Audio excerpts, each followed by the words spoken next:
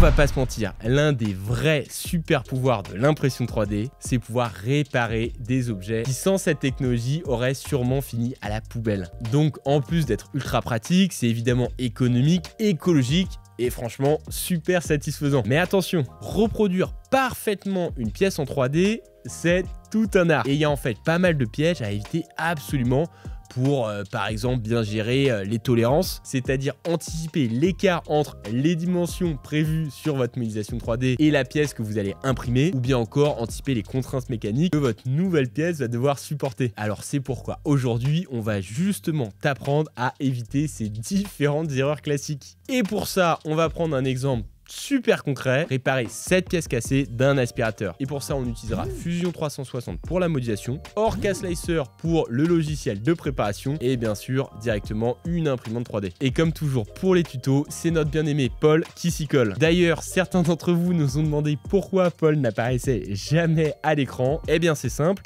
Paul est formateur à la nouvelle école, mais il est basé à Bordeaux, alors que nous, on est sur Paris. Car pour ceux qui ne savent pas encore, nos formations en individuel à l'impression 3D, elles peuvent se dérouler ici dans nos locaux sur Paris, ou bien à distance en visioconférence. Mais promis, dès qu'on a un peu plus de budget, on achète à Paul une caméra digne de ce nom et on lui installe un super setup. Mais pour faire ça, évidemment, on compte sur toi. C'est pour ça qu'on te demande de t'abonner, de lâcher un petit like et évidemment de rejoindre notre formation qui est reconnue et finançable à 100% par l'État si ça t'intéresse. Allez, c'est parti, place au tuto. Bonjour à tous et à tous. Aujourd'hui, on se retrouve pour un nouveau tutoriel, donc réparation de pièces. Et cette fois-ci, on va s'attaquer à un manche d'aspirateur qui est cassé, malheureusement, cassé à ce niveau-là, au niveau de l'arrivée de l'entrée d'air, et qui est également cassé au niveau de la partie qui permet de recevoir le tuyau. Donc on va s'attaquer à une pièce semi-complexe, on va dire, qui est composée en fait d'un tuyau, hein, qui prend un angle droit quasiment, et de deux embouts et d'une entrée d'air. On va aller du plus gros vers le plus petit détail, donc c'est-à-dire qu'on va commencer vraiment par faire d'abord le tuyau, ensuite on va s'attaquer aux deux extrémités de ce tuyau, en faisant vraiment les deux embouts, et ensuite on viendra donc faire l'entrée d'air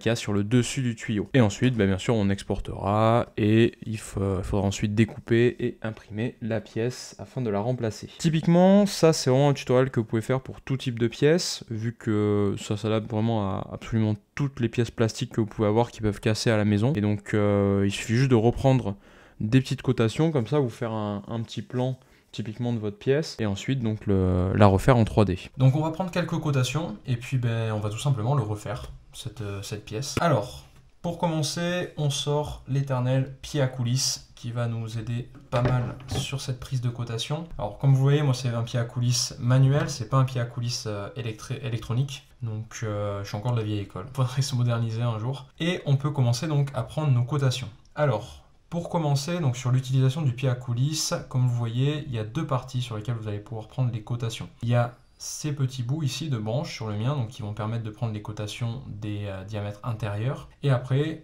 les deux branches directement qui vont permettre de prendre les cotations donc d'un point à un autre. Pour commencer, on va se faire un petit plan de notre pièce. Alors globalement, ça va être en fait un tuyau, donc qui va faire hop comme ça, tac, voilà, et qui va s'évaser un petit peu ici au bout. Donc là, il va nous falloir déjà la cotation ici en hauteur totale et une cotation en longueur. Alors, ce sera des approximations, hein.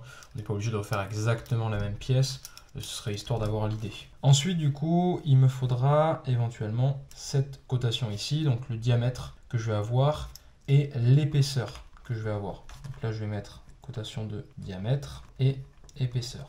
Voilà. Ensuite, du coup, il faudra que je fasse une petite ouverture sur le dessus. Celle-ci, je ne vais pas la coter parce qu'en fait, sa position n'est pas importante. Il faut juste que j'ai une ouverture. Et dans tous les cas, vu que je vais devoir refaire un capuchon par-dessus, je ferai sur Fusion directement. Ensuite, donc, il me faudra cette longueur ici.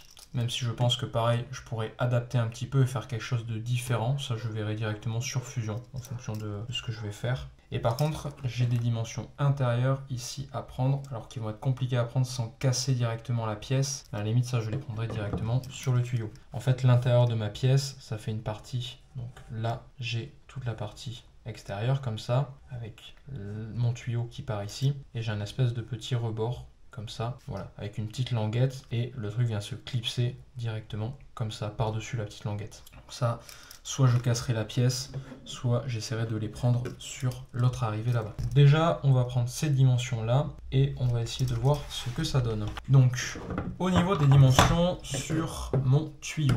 Alors, je vais venir ici, je vais insérer donc mon tuyau dans mon pied à coulisse. Voilà. Alors, quand vous avez des parties comme ça cylindriques, n'hésitez pas à bien les tourner. En fait, elles ne sont pas forcément tout le temps parfaitement cylindriques. Donc là, par exemple, c'est mon cas ici. Voilà, donc je vais bien resserrer. Ok. Donc là, alors, tac, tac, tac. Là, je suis à 35 mm à peu près de diamètre. Ici, 35 mm de diamètre. Pour l'épaisseur, alors je peux soit venir mesurer donc l'intérieur de mon tuyau directement en prenant comme ça et en étirant, voilà, et donc en soustrayant la mesure que je viens d'avoir à l'épaisseur extérieure, ou alors sinon je viens juste mesurer ici une partie, une épaisseur comme ceci. Hop. Donc là en fait je suis sur du 1 mm. Alors je vais me le noter, mais je vais faire quelque chose d'un peu plus épais je pense sur Fusion, vu qu'on est en impression 3D déjà. Et histoire d'avoir quelque chose surtout d'un peu plus solide pour les prochaines fois. Ensuite ici, en dimension totale. Alors, là, pour le coup, donc je peux y aller un petit peu à la louche. Voilà. Si vous avez un deuxième pied à coulisse, c'est le moment de l'utiliser. Comme ceci. Voilà. Je suis à peu près aligné en bas. Globalement, on va dire que c'est bon. Et donc là, je suis... Hop, je vais décaler quand même un petit peu parce que voilà, comme ça on devrait être pas trop mal. Alors, encore une fois, hein, c'est une mesure à la louche parce que je suis pas obligé de refaire exactement la même pièce. L'important c'est que surtout les dimensions des bouts soient correctes. Donc là je suis sur quelque chose qui fait hop, donc 21,5. C'est ça. 21,5 et après il me faudra la longueur dans ce sens là. Donc alors là en hauteur 21,5, alors ça par contre c'était en centimètres, et en longueur comme ceci, là j'étais sur du 24 cm. Ok, alors je vais juste prendre la longueur ici de cette partie là, ici donc qui part de mon tuyau, le cache en gros dans lequel vient se clipser le tuyau, et là cette partie là elle fait 54 mm. Ok, 54 mm, et elle part donc de 35 pour atterrir à un diamètre de 53 mm. Donc alors, on va se faire hop, ça, donc 54 mm et 53 mm. Ça encore une fois, pareil, je regarderai mon tuyau parce qu'il me semble qu'il est beaucoup moins large. Donc je ne serai pas obligé de faire quelque chose d'aussi évasé. Ok, bon là c'était très simple, j'ai pas beaucoup de cotation à prendre au final, ce qui est important c'est surtout le diamètre de mon tuyau, et après les dimensions globales, même si en soi cette partie est quand même assez longue, hein. Normalement donc je pourrais faire quelque chose d'un peu plus petit, ça je verrai au moment de l'impression. Et voilà. Donc comme je l'ai dit, on va commencer par le tuyau. Alors pour ça, très simple, donc là je me suis fait déjà une scène vierge, donc une scène vide sur Fusion, et on va attaquer donc depuis créer et créer une esquisse. Donc là, je vais me créer une esquisse ici de profil, hein. Alors peu importe, entre l'axe Z et Y, ici, l'axe bleu et vert, ou Z et X, l'axe bleu et rouge, ça va être mon tuyau que je vais faire déjà ici. Donc je vais prendre cette face-là, et on va commencer notre tuyau. Alors, il se compose de 3 parties. Là, en fait, ce que je vais faire, c'est vraiment l'axe central de mon tuyau. Donc là, il se compose, comme je disais, de 3 parties. J'ai 2 parties plates, donc à chaque extrémité. Et ensuite, j'ai un arrondi qui fait l'angle. Donc, je vais commencer par faire ces parties plates. Donc, ces parties, je les ai mesurées. Elles font à peu près une dizaine de centimètres. Donc, je vais faire 100 mm ici. Voilà, comme ceci. Et je vais refaire exactement la même, un peu plus haut, comme ça. Voilà. La première que j'ai placée, alors je me suis basé sur mon point d'origine, ici au croisement de mes axes. Vous n'êtes pas obligé de partir de là, hein, du tout, c'est pas forcément nécessaire. Moi, c'est juste pour avoir vraiment un repère et pour être sûr que celle-là soit sur contrainte, en gros qu'elle ne se déplace plus. Parce que là, du coup, j'ai une contrainte de taille, donc elle ne peut pas s'allonger. J'ai une contrainte horizontale verticale, donc elle ne peut plus basculer sur le côté. Et j'ai également, sur mon point d'origine, une contrainte coïncident. Donc le bout ici inférieur de cette ligne est bien sur mon point d'origine au croisement de mes axes. Celle-ci en l'occurrence par contre peut encore se déplacer, alors elle peut pas tourner hein, parce qu'elle a la contrainte horizontale verticale, elle peut pas non plus s'agrandir ou se diminuer vu qu'elle a une contrainte de distance, par contre je peux la déplacer un peu comme je veux. Pour la bloquer, on va du coup lui mettre une petite cotation, donc créer cotation d'esquisse directement, par rapport au bas ici. Alors là, au niveau des dimensions, pareil, j'avais pris une mesure, donc j'étais à peu près sur du 23 cm de haut, donc je vais mettre 230, mm, sachant que sur ma forme, j'avais pris vraiment depuis l'extérieur de mon tuyau. Sachant que le diamètre fait à peu près 35 mm, donc là je vais enlever la moitié, donc je vais mettre 21,25. Voilà, donc alors ça fera toujours, alors, vu qu'on est en millimètres, ça fera 212,5. Voilà, comme ça. Au niveau de l'écart, comme ça, alors c'est là qu'en fait ma pièce moi a cassé, donc du coup j'ai pas vraiment en fait l'écart précis entre le bout comme ça de mon tuyau et le bout de l'autre côté. Donc je vais pas mettre de cotation. Ce que je vais faire par contre, c'est que je vais mettre un cercle directement entre les deux de façon à me faire l'arrondi. Alors le cercle, vu que du coup j'ai pas la cotation, je vais le mettre sans cotation comme ça. Et par contre je vais venir le contraindre. C'est-à-dire que je vais venir le contraindre avec deux contraintes. Une première tangente, pour qu'il soit bien dans l'alignement de mes deux extrémités. Voilà, comme ceci. Et une deuxième contrainte, coïncidence, de façon à ce que le bout ici de ma ligne soit bien en contact avec mon cercle. Et pareil de ce côté-là, vu que là, c'est pas le cas encore. Hop, voilà. Et ensuite, alors vu que moi c'est que cette partie-là du cercle qui m'intéresse, je peux toujours utiliser dans modifier l'outil ajuster et venir supprimer comme ça la partie en trop. Ok, donc là on n'est pas trop mal en soi, alors ça, voilà, ça ressemble pas mal à, à la pièce que j'ai sous les yeux. Alors globalement, si je suis pas très précis sur cette pièce là au niveau des cotations, c'est pas non plus très grave en fait, vu que dans tous les cas, ce qui compte en fait, c'est les deux embouts, les deux parties où je vais venir après brancher donc le tuyau de l'aspirateur et l'embout qui va venir après vers le sol, qui est la partie métallique. Si voilà, j'ai pas exactement le bon angle ou quoi, c'est pas forcément très grave. Ce que je vais faire par contre, c'est enlever la contrainte horizontale que j'ai là, et je vais venir me rajouter un petit angle, vu que sur ma pièce d'origine, c'était vraiment un angle à 90, mais que je préfère avoir un petit angle plutôt. Voilà, donc je vais faire comme ça, voilà, quelque chose de 110 degrés.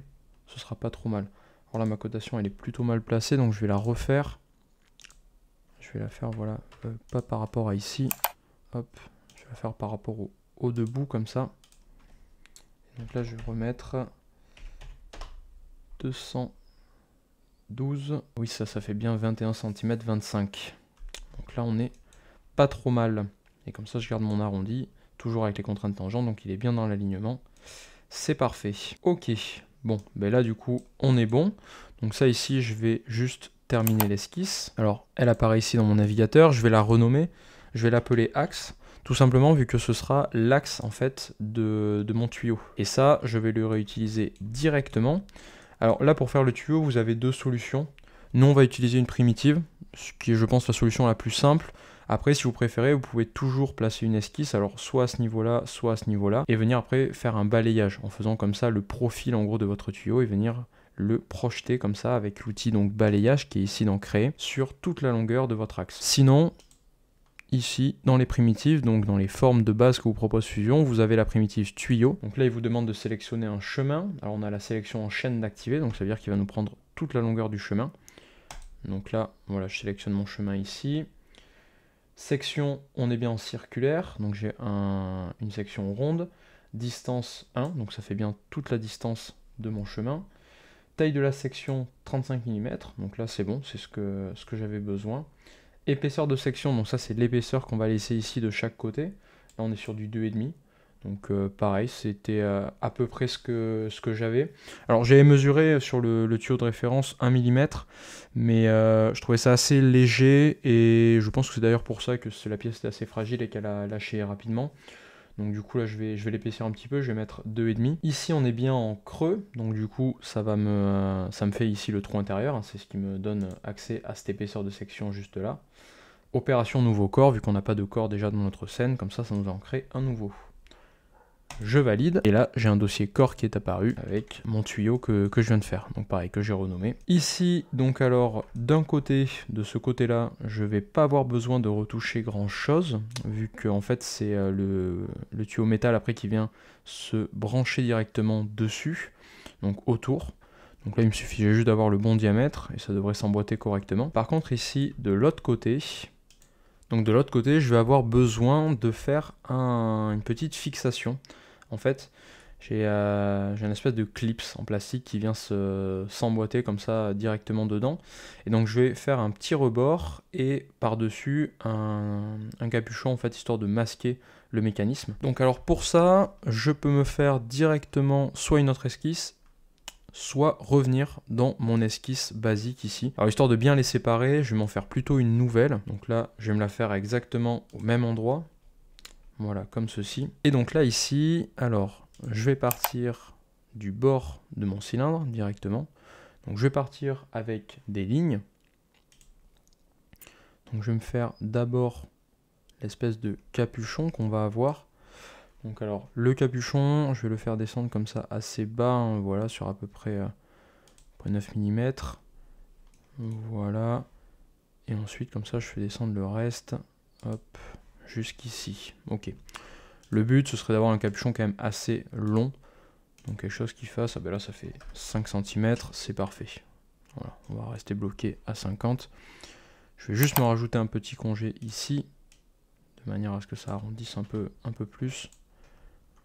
Voilà, parfait. Ok. Ici, donc ensuite, ça, je peux me le faire en épaisseur. Donc je vais utiliser l'outil décalage directement. Alors là, pareil, je vais mettre un décalage au moins de 2,5 mm, hein, parfait. On va rester sur la même largeur que j'avais fait sur ma partie tuyau. Et ici en bas, je peux refermer tout simplement avec des lignes. Tac. J'ajuste la partie en trop. Hop. Alors ça, je vais me le remettre ici. Voilà. Et ici, ça, je vais pas le refaire venir jusque là. Je vais m'en servir en fait pour faire tout simplement... Alors, je vais masquer déjà ici l'épaisseur que je suis censé avoir sur mon tuyau, donc voilà, de 2,5. Et je vais m'en servir, mince, pour faire le petit raccord, là où on va venir clipser l'embout en plastique. Donc là, je vais venir me faire quelque chose qui va descendre droit comme ça, avec voilà, un petit millimètre de largeur. Tac. Voilà, c'est vraiment un tout petit embout hein, que je suis en train de faire.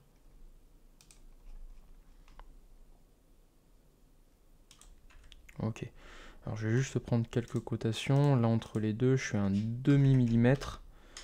Ça va peut-être être un petit peu léger ici. Je vais mettre plutôt 2 mm. Voilà, comme ça. Alors hop, ça je vais pas le toucher pour l'instant. Et ici du coup, ah oui, alors en bas, ça ira plus. Donc ce que je vais faire, c'est que je vais directement... Hop. Tac, tac, tac. Donc ça, en fait, il faut que je vienne le coller par ici. Donc je vais mettre une contrainte coïncidente directement entre les deux. Voilà. Et je peux venir ajuster après toutes les parties que j'ai en trop directement. C'est-à-dire celle-ci et celle-ci. Je vais en profiter pour enlever les deux lignes que j'avais en haut. Donc ça ici, ça fait bien 1 mm. Donc on est bon. Alors ça par contre, pareil, on est sur du 0,1. Je vais laisser au moins 1 mm d'épaisseur. Voilà. En fait le clip, hein, c'est vraiment un embout du tuyau qui vient se glisser par-dessus, qui s'écarte légèrement et paf, qui vient rentrer là-dedans. Donc là je peux rajouter même un petit congé à cet endroit-là. Voilà, vraiment minuscule. Et pareil, après juste pour l'aspect visuel, je peux en ajouter un ici et un ici. Tac. Parfait. Ok. Je peux en ajouter d'ailleurs ici au bout également. Voilà. Ok. Donc ça va être... Alors, je vais masquer les cotes et les contraintes directement, histoire d'y voir un petit peu plus clair. Donc là, je vais avoir mon embout qui va venir se clipser ici. Ça va être le capuchon par-dessus qui va venir masquer ce mécanisme. Alors, dernière chose à vérifier, je vais réafficher juste les cotes. Ça va être la longueur que j'ai ici. Là, on est sur du 8 mm. Ça va être peut-être un petit peu léger. Je vais le passer à 15. Voilà. Alors, par contre, je vais rajouter juste une contrainte coïncidente entre ce point et ma ligne ici en bas. Et entre ce point et ce point. Voilà, pour qu'elle soit bien ici au bord. Ok, donc ça, 2 mm ce sera assez épais, c'est 1 mm, comme ça le tuyau pourra bien se clipser dessus. 15 mm ce sera largement assez long, ça laisse un peu de marge comme ça. Et ensuite, j'ai mon capuchon qui vient recouvrir ce mécanisme. Ok, on est bon. Donc pareil, je termine l'esquisse. Ça du coup c'était mon esquisse 2. Alors je vais l'appeler raccord, tout simplement. Voilà. Et je vais venir le faire révolutionner autour de mon axe ici, mon axe Z. Et de façon à ce que ça vienne se coller sur tout le bord de mon tuyau. Alors là, j'ai la chance d'avoir bien centré ma forme au début, donc du coup, j'ai mon axe Z que je vais pouvoir utiliser à la révolution directement, vu qu'il va me le proposer, en réaffichant le dossier origine. Si j'avais pas eu l'axe Z, j'aurais pu tout simplement me faire un axe passant par mon tuyau, et vu qu'après ici tout était bien aligné, j'aurais pu faire évolutionner autour. L'axe qui passe par le tuyau, il se trouve dans le menu construire. Là vous avez les plans, les axes justement et les points. En fait c'est que des aides au dessin, donc n'hésitez vraiment pas à venir vous en servir. Et le premier axe qu'il me propose, c'est l'axe passant par le cylindre, le cône ou le tore. Donc là en l'occurrence c'est un cylindre. Et si je clique dessus, alors je peux sélectionner la partie intérieure comme la partie extérieure, hein, peu importe, c'est dans le même axe de toute façon de centre. Et il va me sortir, voilà, un axe comme ça, dont je vais pouvoir me servir après à la révolution. Donc là pareil, je sélectionne donc mon contour ici. Mon axe, donc c'est celui que j'ai créé, et il me fait révolutionner le tout. Alors là on est bien sur un type d'étendue, donc alors, on peut passer éventuellement en complet, voilà, vu que je veux bien qu'il fasse tout le tour. Opération, donc on est en jointe, donc ça va fusionner avec le reste du tuyau au-dessus, je valide, et là comme ça on a bien notre petit rebord, le capuchon autour, et c'est dans la continuité du tuyau. Alors, je peux me masquer l'axe ici dans le menu construction du navigateur au passage. Et voilà, ce raccord est terminé déjà. Alors ensuite, il ne me reste plus qu'à faire l'entrée d'air. Donc vu qu'on a dit que de ce côté-là, ça venait juste se glisser les deux tuyaux l'un dans l'autre. Donc du moment qu'on était juste sur le diamètre extérieur, ça va correctement coulisser. Et l'entrée d'air, alors je vais la faire par ici, là, sur l'avant, comme elle était sur le tuyau d'origine, tout simplement. Et pour ça, il va falloir que je me place une petite esquisse ici par-dessus. Alors, je peux pas la placer sur des surfaces arrondies, donc pour m'aider, je vais faire directement, depuis le menu construire, un plan tangent. Voilà. Je sélectionne donc ma partie cylindrique. Il vient comme ça me poser un plan, vous voyez, à plat, en fait, par-dessus. Alors là, je peux changer éventuellement l'angle, hein, tout simplement, pour venir donc le faire tourner d'un côté ou de l'autre. Moi, je vais le laisser ici à 0, vu qu'il est bien sur le dessus, c'est la partie qui m'intéresse. Et je valide tout simplement. Une fois donc que votre plan est posé, eh ben, vous pouvez tout simplement venir le sélectionner et créer une esquisse par-dessus. Alors vous n'êtes pas obligé de le sélectionner avant, vous pouvez tout simplement prendre d'abord l'outil créer une esquisse et ensuite venir sélectionner votre plan.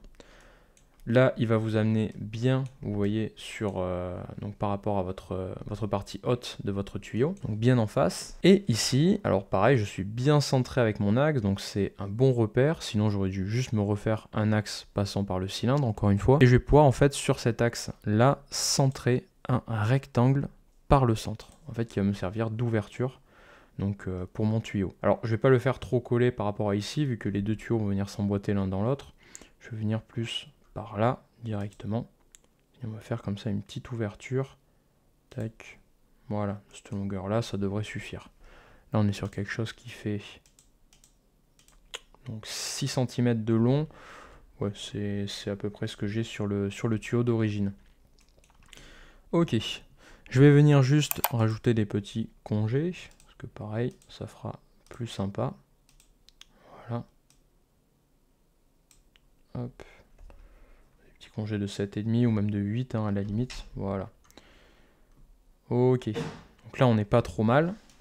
Et là, donc je vais pouvoir venir faire mes épaisseurs en fait de mon ouverture. Parce que là, en l'état, je pourrais faire un trou directement, mais je pourrais pas créer les rebords. Et moi, ce qui m'intéresse, c'est que cette ouverture, je puisse faire coulisser un cache par-dessus. Alors pour faire ça, on va avoir besoin de 3 épaisseurs. Ici, on va le faire avec décalage. Donc je vais avoir besoin d'une épaisseur vers l'intérieur. Alors pareil, là, je vais laisser pas grand-chose, hein, je vais laisser 1,5 mm. Voilà, comme ceci. Et d'une épaisseur, pareil, vers l'extérieur cette fois. Alors, soit vous passez en négatif, sur vos mesures, donc ça va vous amener de l'autre côté, soit vous cliquez directement sur inverser, ici, dans le menu à droite. Et là, comme ça, donc vous pouvez basculer. Alors, hop, je vais l'inverser, voilà. Bon, là, du coup, ça me ramène comme j'étais tout à l'heure. Hein. Et donc là, je vais faire moins 1,5. Voilà, donc là, j'ai bien mes 3 parties. Je peux terminer cette esquisse directement. Alors, celle-là, je vais l'appeler entrée. Ok. Et là, 2 choix s'offrent à moi. Soit je peux utiliser, pour projeter en fait ces différentes parties sur mon tuyau rendu, l'outil gravure en relief. Mais vu que je vais chercher à faire coulisser quelque chose par-dessus, que je veux que ça reste bien droit, en gros mes extrusions, je vais plutôt du coup utiliser l'outil extrusion. Là le but en premier, ça va être déjà de me faire l'ouverture. Donc je sélectionne la face intérieure et je la fais coulisser comme ça à l'intérieur de mon tuyau, de façon à ce qu'elle vienne couper la matière. Donc là vous voyez automatiquement elle est passée en rouge, c'est-à-dire en type d'opération coupée, et je peux valider. Je réaffiche l'esquisse entrée. Je prends cette partie-là, je reprends l'outil extrusion, et là donc pareil, je la refais coulisser à l'intérieur, sauf que cette fois, ici, je vais venir directement en type d'opération joindre. Voilà. Ça dépasse un petit peu à l'intérieur, vous en faites pas, on va rectifier ça après coup. Donc là, je suis bien en joindre, donc ça va fusionner avec mon tuyau, et en direction ici, je vais passer en 2 côtés. En symétrie, et ça va me permettre comme ça de venir travailler un petit peu. Voilà, je vais l'augmenter de 5 mm, alors même peut-être un petit peu moins, voilà, 4 mm ça suffira largement. Voilà, et comme ça ici, donc j'ai en fait la partie qui va me servir à recevoir le capuchon qui va boucher l'entrée d'air. Alors je réaffiche l'esquisse, je vais masquer le tuyau pour l'instant. Et ensuite, je vais venir directement, hop, venir sélectionner donc, alors mes 3 parties. Je viens de me rendre compte que j'ai oublié ici, pour faire le capuchon, je veux pas le bout, ici. Alors je veux pas le bout pour une raison simple, c'est qu'en fait quand je vais venir faire coulisser le tout, si c'est bouché au bout, bah, ça coulissera pas correctement. Donc je vais me masquer ça, revenir dans mon esquisse, alors je la sélectionne depuis mon navigateur ou depuis mon historique de conception, directement. Clic droit dessus, modifier l'esquisse, et je vais venir me rajouter ici des petites séparations directement au bout comme ça. Voilà, je retermine l'esquisse. Et là du coup, je peux sélectionner mes 3 parties. Alors tout à l'heure, j'avais fait une extrusion de 4 mm, donc là je vais aller un petit peu plus haut, je vais aller jusqu'à 6, de toute façon à laisser 2 mm de marge. Donc là, il me crée un nouveau corps, je valide. Je le renomme capuchon. Et sur la même esquisse, je viens sélectionner l'intérieur cette fois. Et pareil, je viens extruder de façon à enlever de la matière. Et donc là, j'enlève 4 mm. Voilà. Et donc là, comme ça, je me retrouve en fait avec mon capuchon qui vient correctement s'emboîter par-dessus mon entrée d'air de mon tuyau. Alors, pour essayer de faire un système de glissière un petit peu, je vais utiliser un petit plan de décalage. Donc pareil, dans construire ici, un plan décalé que je vais venir poser alors sur cette face ou sur celle-là, peu importe, ça revient au même, et que je vais décaler très légèrement vers l'arrière, voilà, de 3 mm à peu près. Ok. Ce plan ici, je vais m'en servir pour refaire une esquisse et pour venir faire un petit système de glissière directement. Alors, je vais juste me masquer mon capuchon ou mon tuyau, peu importe.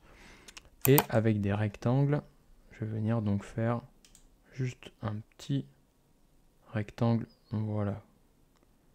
Comme ceci. Hop. Je peux faire le même de l'autre côté. Alors là, j'y suis allé sans cotation ni rien, donc je vais reprendre l'outil ligne. Je vais passer en ligne de construction directement ici. Et je vais me faire une ligne sur mon axe médian. Et comme ça, cette ligne, elle va me servir à faire une symétrie de cette forme-là.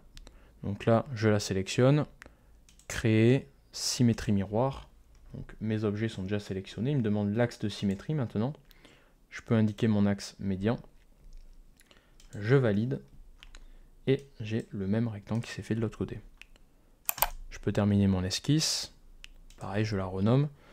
Je vais l'appeler glissière. Et celle-ci, du coup, je vais venir sur mon capuchon, l'extruder. Alors en arrière, hop. Voilà, comme ceci. Par défaut, il est passé en coupé vu qu'il traverse de la matière. Je vais lui dire de se placer plutôt en joindre, de façon à en rajouter. Ok, et comme ça, j'ai mes petites rainures ici. Je masque mon capuchon, j'affiche mon tuyau et je réaffiche l'esquisse glissière que j'ai fait juste avant. Je reprends les mêmes faces. Et cette fois-ci, je fais une extrusion dans le même sens, mais je la laisse en coupé, de façon à ce que ça me soustrait de la matière. Je peux masquer l'esquisse, et du coup là maintenant, je vais avoir mon capuchon qui va donc correctement se déplacer, en venant donc rentrer comme ça à l'intérieur de mon entrée d'air. Ok, donc là on n'est pas trop mal, et en soi, ma pièce est correctement finie. Alors je peux faire juste un petit test très rapide. Depuis le menu inspecter, ici juste à côté de construire, vous avez un outil qui s'appelle l'interférence, qui vous permet d'analyser les pièces, surtout quand vous faites comme ça des mécanismes un peu de glissière ou quoi. Et donc là il vous demande de sélectionner les parties que vous voulez tester, donc je prends mes deux parties, mon tuyau et mon capuchon, et je vais faire calculer ici directement. Là, il me dit qu'aucune interférence n'a été détectée, donc ça veut dire qu'en fait, aucune partie ne se rentre l'une dans l'autre. Donc c'est parfait, c'est ce que je voulais. Et si jamais vraiment vous êtes très pointilleux et que vous souhaitez ajouter un petit peu de jeu, par exemple, sur votre système de glissière, vous pouvez toujours venir sélectionner, par exemple, la face ici, en dessous. Alors, je vais le faire de chaque côté. Tac. Et avec une extrusion ou directement un appuyé-tiré, vous allez pouvoir réduire un tout petit peu, donc par exemple d'un dixième de millimètre. Voilà. La hauteur de vos faces, pareil au-dessus, directement.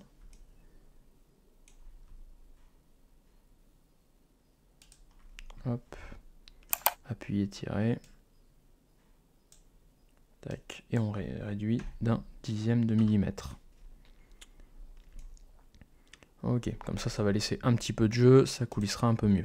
Donc là, on est bon, en soi. Il ne nous reste plus qu'à exporter et imprimer la pièce. Donc pour l'exportation, très simple.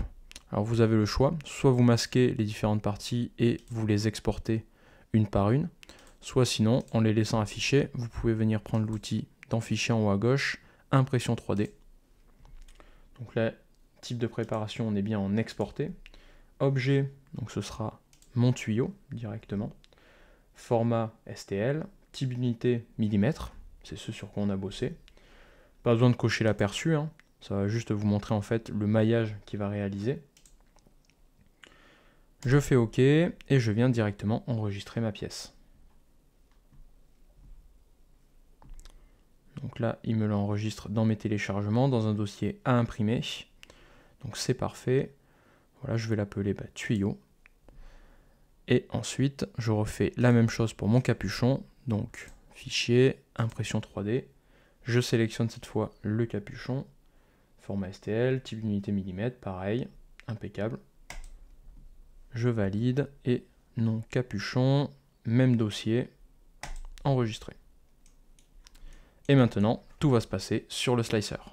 On se retrouve maintenant donc pour la préparation de nos pièces pour l'impression, donc sur le slicer. Là plus précisément on est sur Orca Slicer et c'est parti donc pour le découpage. Alors je viens d'importer mes pièces déjà pour commencer ici, donc les deux parties que j'avais, je vais essayer de les imprimer en même temps, tant qu'à faire. Et on va commencer déjà par les organiser un petit peu sur le plateau. Alors là très simplement on va commencer par la plus petite partie ici, par le capuchon que je vais avoir sur le dessus. Donc on va faire tout simplement un placement automatique, donc en utilisant notre barre d'outils ici au-dessus, et on va utiliser l'orientation automatique ici. Alors comme vous pouvez le voir, il a retourné la pièce, il a mis la partie plane directement sur le plateau. C'était le plus intéressant, hein, ça va permettre en fait de ne pas avoir de support ici dans cette partie-là, et d'éviter d'avoir une pièce trop haute, surtout en mettant comme ça la plus grande surface en contact avec le plateau. Ensuite du coup, je peux faire la même chose pour celle-ci. Je pense qu'il devrait me la coucher sur le côté, à moins qu'elle ne rentre pas sur le plateau. On va voir. Non, il ne nous la bouge pas. Oui, en fait, je pense qu'elle sera trop grande si on la couche. Donc, du coup, on va la laisser droite comme ceci. Ce qu'on va faire, par contre, c'est qu'on va lui ajouter pas mal de supports, notamment ici, sur cette partie-là. Alors, à voir après ce qu'il va nous faire. Donc, si ça va être un peu trop compliqué à décoller, peut-être qu'on la réorientera un petit peu. On verra ça juste après. Une fois qu'on a fait les placements automatiques, donc on peut organiser nos pièces. Alors là, soit vous pouvez le faire à la main, hein, directement en les déplaçant, soit sinon, vous pouvez utiliser l'outil, toujours pareil, à côté de l'orientation automatique. Donc, juste pour faire une petite organisation. Là, on va décocher donc la rotation automatique, vu qu'on vient déjà de le faire. On va décocher, autoriser plusieurs matériaux sur la même plaque, vu que je vais utiliser qu'un seul matériau, hein, je vais faire mes pièces en PLA classique. On laisse décocher aligné sur l'axe Y, pas besoin que ça s'aligne ici sur notre axe vert sur le bord du plateau. Et espacement, on va laisser 5 mm. Je fais organiser et voilà, il me les place comme ça. Alors c'est un choix, en soi le fait qu'elle soit restée alignée, au final ça change pas grand chose. Donc on peut les laisser comme ça. Alors si après peut-être pour le placement de support, oui c'est vrai, je n'y ai pas pensé, hop. Je vais refaire un organisé. Fait de les avoir en décalé, ou comme ça on pourra avoir des supports vraiment en dessous ici. Pas de problème de hauteur de couche variable, pas besoin des outils de déplacement du coup vu qu'on vient déjà de les positionner. Pas besoin de l'outil posé sur une face vu qu'on a déjà fait une orientation automatique. Pas de coupe à faire, pas de peinture de support, on va les placer en automatique sur ce genre de modèle. Pas de peinture de couture également. Là ce ne sont pas des pièces esthétiques, hein, ce sont vraiment des pièces fonctionnelles, donc je me fiche un peu de là où sera placée la couture, je vais laisser le logiciel gérer. Je vais plutôt faire attention à ce qu'elle reste ici dans mes paramétrages en aligné, de façon à ce qu'elle soit vraiment alignée tout simplement. Pas besoin d'ajout de texte, pas besoin de l'outil de mesure et pas besoin de l'outil d'assemblage également. Donc déjà au niveau positionnement et utilisation de cette barre d'outils, on est à peu près bon. On vient maintenant donc sur la gauche ici, alors je suis bien sur la bonne imprimante avec la bonne taille de tête de buse, hein, très important. Je suis bien également sur le bon filament. Alors là c'est un filament avec lequel j'ai pas trop de soucis. Comme vous voyez c'est un Elegoo générique PLA, en réalité c'est un Anycubic que je vais utiliser aujourd'hui, mais que j'imprime déjà avec les presets donc de mon PLA classique et sur lequel je n'ai pas activé la rétraction, je n'ai pas forcément trop modifié les températures etc. Vu que c'est un filament qui s'imprime assez bien, j'ai pas de soucis dessus. La rétraction c'est les paramètres pour rappel que vous allez retrouver ici dans le forçage des réglages, tout ce qui va gérer en fait le fait d'avoir beaucoup trop de cheveux d'ange, de choses comme ça sur vos impressions. Donc ici comme vous voyez c'était désactivé, je peux fermer ça et je vais passer dans mes paramétrages purs et durs. Donc on est sur le premier menu, qualité. On va d'abord s'attarder donc sur la hauteur de couche. Alors là je suis en 0,2. C'est les pièces qui n'ont pas forcément besoin d'énormément de détails, hein, donc enfin de finesse d'impression. Donc je vais pouvoir les laisser en 0,2. J'aimerais juste venir mesurer quelque chose ici, donc avec l'outil de mesure que j'ai sur ma barre d'outils. En fait directement de là à là, j'ai 2 mm. Oui donc en fait avec des couches de 0,2 ce sera largement bon. Voilà, je me souvenais plus exactement la finesse que j'avais laissée. Donc là, mais ça, il n'y aura pas de souci avec des couches de 0,2. On peut laisser assez épais comme ça. Tout ce qui est largeur de ligne, je vais pas m'en soucier. Je vais venir sur couture. Donc comme je vous disais, vérifier qu'elle est bien alignée. Donc en fait que ça va me faire la couture voilà, d'un seul bloc, pas me l'éparpiller sur tout le modèle. Ça va me faire une espèce de ligne comme ça qui sera bien aligné justement. Je vais passer ici sur tout ce qui est les paramètres de précision, génération de parois, etc. Je vais juste vérifier ici l'ordre d'impression des parois. Donc là ça va imprimer l'intérieur puis l'extérieur. Alors moi vu que c'est une pièce technique où j'ai quand même certaines cotations à respecter, c'est bien l'ordre qu'il va falloir suivre. Donc en fait tout simplement pour avoir l'impression des parois intérieures d'abord. Donc comme ça je vais être sûr de maximiser le fait que mes cotations restent bonnes. Et ensuite l'extérieur. En fait le fait d'imprimer intérieur-extérieur, comme je vous avais déjà dit dans une précédente vidéo, c'est mieux au niveau cotation. Ça privilégie moins l'aspect esthétique extérieur. Mais là encore une fois c'est pas ce qui nous intéresse. Je viens vérifier aussi que j'ai pas de lissage d'activé. C'est pas une pièce sur laquelle je vais m'attarder sur l'esthétique, hein, comme je vous répète. Donc encore une fois, pas besoin de lissage, pas besoin que ça prenne trop de temps pendant l'impression.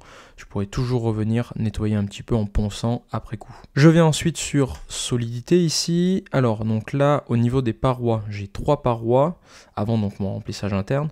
Donc pour petit rappel, la différence paroi-coque ici que vous avez, donc les parois c'est tout ce qui est en vertical et les coques c'est toutes les surfaces que vous aurez en horizontal, comme par exemple l'intérieur ici là. Donc là sur les surfaces horizontales je vais en avoir 3 d'épaisseur, donc avec une bûche de 0,4 on aura 1,20 mm d'épaisseur avant le remplissage interne, ce qui est largement suffisant pour une pièce de ce type. Pour les coques, donc j'aurai 4 coques supérieures et 3 coques inférieures, c'est-à-dire par exemple que ici sur cette petite pièce là, j'aurai 4 couches avant d'arriver au remplissage interne, 4 couches horizontales, et en dessous j'aurai 3 couches horizontales avant d'arriver au remplissage interne. Ça du coup c'est pas multiplié par le diamètre de buse, hein, attention, c'est multiplié donc par l'épaisseur de couche que vous laissez, et donc là pareil, ce sera quelque chose qui sera largement suffisant, sachant que là on sera sur du 0,6 mm en dessous et du 0,8 au dessus. Donc c'est tout à fait suffisant pour ce genre de pièce. Ça sera très bien. Au niveau du remplissage, alors je vais pas avoir tant de remplissage que ça, vu que j'ai quand même des parois assez fines sur tout mon modèle. Je suis pas sûr d'ailleurs d'en avoir énormément. Par exemple, si on mesure ici sur le tuyau, donc alors, hop, je vais mesurer. Alors si j'arrive à le prendre par exemple d'ici, hop, à ici, voilà. Donc là il me fait 2,5 mm d'épaisseur. Donc j'aurai un dixième de millimètre de remplissage, autant dire quasiment rien. Donc en soi, je pense pas que ce soit la seule pièce comme ça, hein. Par exemple ici, pareil, si je reprends l'outil de mesure, que je mesure de là, alors ici à ici, j'ai 2 mm. Ouais, donc là c'est pareil, j'aurai vraiment très peu de remplissage interne. Donc en soi j'ai pas besoin de trop forcer le remplissage, mais si jamais quand même je veux quelque chose d'assez plein, je peux venir jouer sur les densités et le motif. Le motif je vais le passer sur du gyroïde, histoire que ça fasse quelque chose vraiment d'assez dense. Et niveau densité je vais le passer sur du 60%. Alors pas 1560, hop, on va s'arrêter à 60 tout court. Voilà. Et là, donc sur vraiment les très fines parties où il va me faire du remplissage, au moins ce sera vraiment quelque chose d'assez plein, d'assez résistant. Ensuite, alors on peut s'attarder un petit peu sur les vitesses. Donc là, ce sont mes vitesses de base, hein. Comme vous voyez, ce sont des vitesses que j'ai beaucoup diminuées, surtout parce que je fais beaucoup de pièces assez précises sur cette machine. Donc du coup voilà, je cherche plus la précision plutôt que l'efficacité pendant l'impression. Là je vais peut-être les remonter quand même un tout petit peu. Alors autant sur la couche initiale je vais rester quand même sur quelque chose d'assez bas, je vais rester sur du 30-40 mm secondes. Je vais mettre du 40 mm secondes. Et sur le remplissage de la couche initiale je vais passer sur du 30. Voilà. Au niveau des autres couches, alors là je vais surtout m'attarder sur les parois extérieures et intérieures.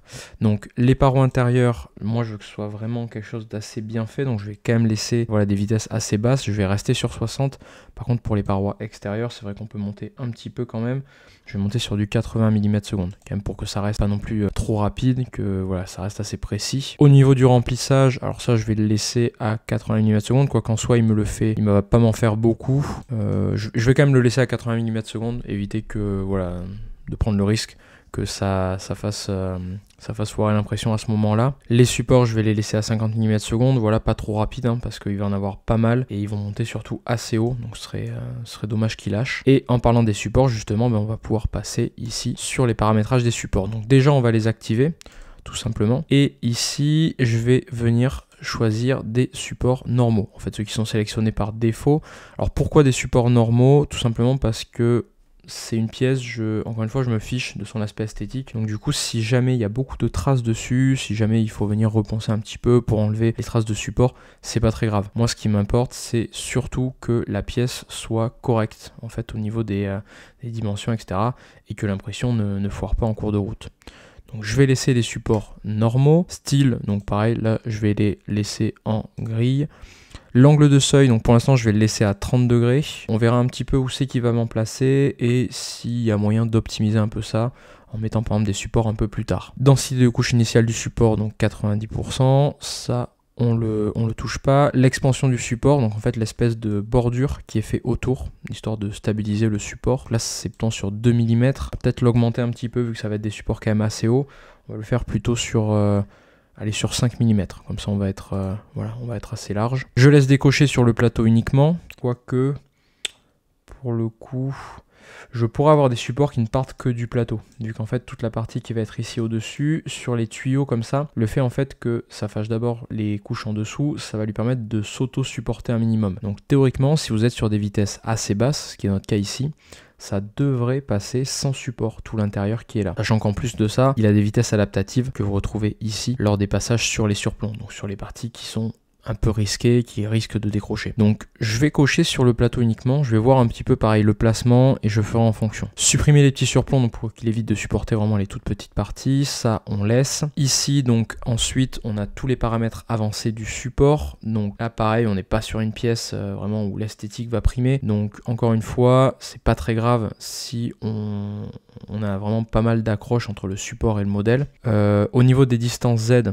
alors surtout les distances Z supérieures, donc celles qui vont être en haut des supports, entre le support et le modèle, on va laisser une couche d'écart et ici on va laisser 2 couches d'interface. Ce sera largement suffisant. Encore une fois, s'il y a des traces, ce sera pas grave. Multimatériaux, ça ne nous regarde pas. On va imprimer qu'en un seul matériau et on va juste passer dans le menu autre, histoire d'ajouter une bordure. Alors on va laisser la jupe telle qu'elle est. Et ici la bordure, au lieu de la laisser en automatique, on va juste la passer en bordure extérieure uniquement. Alors comme ça va être vraiment sur le tour du modèle ici et sur le tour de mon tuyau. Je suis en train d'hésiter à en placer une également à l'intérieur de mon tuyau, donc à faire une bordure extérieure et intérieure à la fois, chose qu'on va faire d'ailleurs, voilà, pour histoire d'éviter que ça se décolle, parce que la partie est vraiment fine quand même ici de notre tuyau qui est en contact avec le plateau. Ça permettra aussi de stabiliser la pièce, pas que d'éviter comme ça les problèmes de décollement. Largeur de la bordure, on va faire quelque chose d'assez large, on va mettre 5 mm. En général sur des pièces comme ça je mets entre 5 et 8, donc on va même monter à 6 mm, voilà. On va voir un peu ce que ça va donner. L'écart entre la bordure et l'objet qui va laisser donc un 1/10 de millimètre. Ça sera surtout pour permettre à la bordure de se décoller plus facilement. Ça c'est parfait, on va le laisser comme ça. C'est la valeur par défaut que je laisse à chaque fois. J'ai pas trop de soucis pour enlever les bordures. Si jamais vous avez des problèmes comme ça, je vous conseille de passer avec un petit cutter ou un scalpel. Voilà, vraiment une lame assez fine, histoire de pouvoir venir décoller la bordure. Ou sinon, si vraiment ça devient trop dur et que ça vous arrache des parties du modèle à chaque fois, de venir augmenter directement l'écart bordure-objet. Ici ensuite, donc, on va pas toucher aux modes spéciaux et tout ce qui est script de post-traitement, sortie G-code, ça on n'a rien à modifier. Donc, je vais en profiter pour faire un découpage et on va de suite voir un peu ce que ça donne. Alors là, il va nous faire pas mal de couches, pas mal de supports. Ok. Ok, donc il nous détecte quand même quelques zones ici qui peuvent poser problème, sur lesquelles il serait venu rajouter des supports. Ok, et ici en dessous, ouais, il nous en fait en fait vraiment juste là sur l'accroche. Alors, je vais utiliser la légende qui est ici à droite. Je vais cliquer sur support comme ça pour venir les masquer. Voilà, parce que moi ce que je voulais voir c'était surtout ça ici, là où il nous fait des supports, où en fait il en fait vraiment que en dessous, il passe pas au dessus. Donc ça, ce sera bon, parce qu'on voit en fait l'interface de support ici. Voilà. Donc en gros, du coup, le clips qu'on avait fait sur le modèle, pour venir emboîter après le tuyau dans le manche comme ça ne sera pas abîmé. Alors les supports viendront que en dessous. Ils passent pas par-dessus le clip. Ici, alors, je suis à 2 doigts, je vais pas vous mentir, d'en rajouter à l'intérieur pour être sûr vraiment que ça tienne. Ça veut dire après pas mal de nettoyage aussi à l'intérieur et surtout un risque d'abîmer un peu le tuyau. Je pense qu'avec les vitesses assez basses qu'on a mises, ça devrait bien se passer. Sur les remontées comme ça va pouvoir tenir. Donc on va le tenter tel quel. Alors là après sur notre petite pièce ici, bon il nous a pas du tout mis de support, ce qui est normal. Les bordures sont assez larges. Voilà, il nous a fait bien une bordure intérieure et extérieure. Ok, bah écoutez, ça me semble pas trop mal. On va exporter le fichier. Et ensuite, il est temps de passer à l'impression. Donc c'est le moment de vérité, il est temps de venir tester notre pièce. Donc l'impression est terminée. J'ai ma pièce ici, je vais pouvoir venir la tester donc dans mes 2 embouts directement. Alors là, j'ai l'arrivée du tuyau déjà, donc on va essayer, c'est la partie à venir clipser en fait en dessous. On va essayer de la mettre concrètement. Alors pareil, c'est l'endroit où il faut un peu forcer. Je vais y aller doucement, j'ai toujours peur de casser comme ça l'impression, même si en soi on a quand même laissé une bonne épaisseur de paroi et on a imprimé dans un filament relativement solide. Ok, donc voilà, ça semble bien tenir, donc ouais, rien à signaler. Là-dessus ça semble être plutôt pas mal, voilà. Et donc sur la partie vraiment tuyau, celle qui me faisait un peu le plus peur, surtout au niveau des diamètres. Donc là, hop, ok, bah, ça a coulissé plutôt bien au final. Donc pareil, c'est assez solide, ça rentre correctement. C'est peut-être un tout petit peu, mais vraiment à peine trop large, mais du coup ça tient bien, donc c'est plutôt pas mal. Et après, oh, voilà, ça fait une bonne prise en main, ça laisse quand même assez d'espace. Ok, hop, voilà. Cette partie, je pense qu'il va falloir venir la vernir, histoire qu'elle se détériore pas trop dans le temps. Mais sinon, on est plutôt bien. C'est parfait. Bon, comme toujours, j'espère que tu auras aimé ce tutoriel de Paul. Si tu as des questions, des points qui n'étaient pas très clairs ou tu as besoin de précision, n'hésite pas à nous écrire en commentaire. On lit tous les messages et on essaye de répondre au plus de monde possible. Et si tu as des idées de prochaines vidéos ou de prochains tutos, la même chose, écris-nous tout ça en commentaire. Allez, à très vite.